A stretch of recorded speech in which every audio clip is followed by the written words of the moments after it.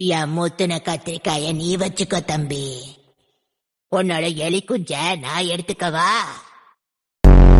தாத்தா பேய் பாட்டி இல்ல, ஜாஜு புடிச்ச பேய் பாட்டி.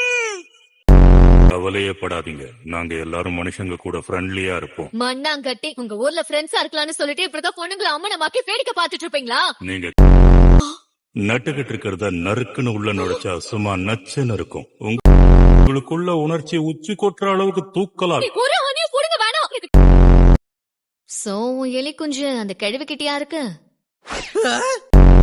ஐயோ, பாத்துட்டாலே இருந்தா தானே பாக்குறதுக்கு. ஐயோ போச்சே. அது எனக்கும் தெரியும், அதை காட்டுறா. அது எப்படி இருக்குன்னு நானும் பாக்கணும்.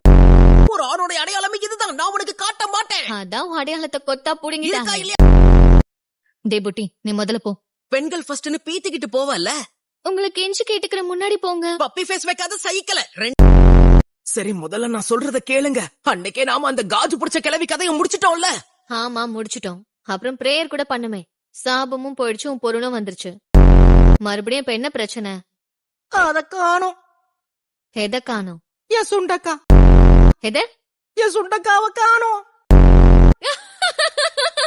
நான் அதுக்குதான் அப்பவே உன்னை காட்டுன்னு சொன்னேன். ஆம்பளைங்க அடையாளம்னு பீத்திக்கிட்ட, இப்ப கொத்தோட மொத்தமா போச்சா? ஏண்டடே, இத கூட கவனிக்காம நீ என்ன பண்ணிட்டு இருந்த? உனக்கு இருந்ததே தம்மா தூண்டு. அப்படியே பார்த்த மாதிரி பேசாதீங்க. அப்படின்னா அவன் சுண்டக்கா உன்கிட்டதான் இருக்கான். இந்த கோல்டன் போல சுண்டக்கான்னு சொல்ற. சொல்லி கடவுள் என்ன மாதிரி ஒரு அழகான தேவதை கிட்ட இந்த பட்டத்தை கொடுத்து அனுப்பியிருக்காரு. அடியே பைத்தியம், இது கடவுள் கொடுத்த பட்டம் இல்ல புட்டியோட கொட்டை. கொடுத்துரு.